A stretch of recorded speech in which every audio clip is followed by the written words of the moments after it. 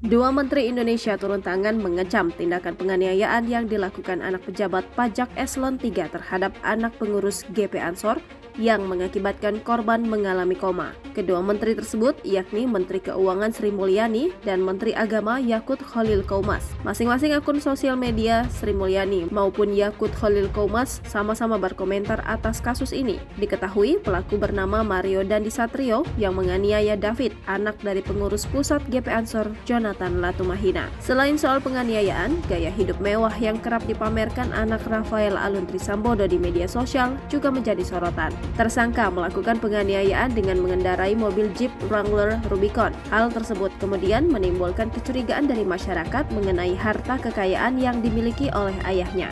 Setelah ditelusuri lewat laporan harta kekayaan pejabat negara 2021, pria dengan jabatan kepala bagian umum tersebut memiliki kekayaan mencapai 56 miliar rupiah lebih.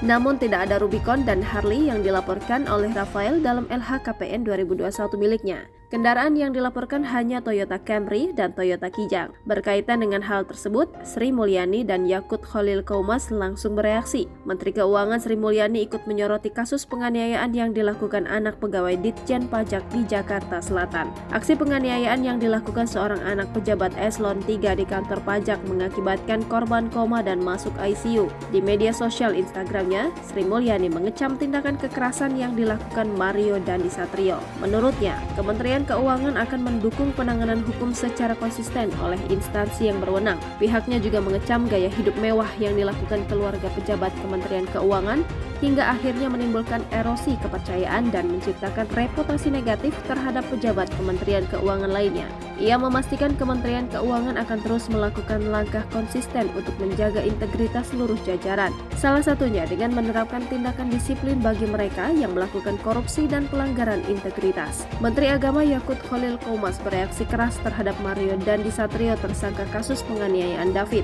Diketahui Jonathan Latumahina, ayah David, korban penganiayaan anak pejabat pajak tersebut merupakan petinggi GP Ansor.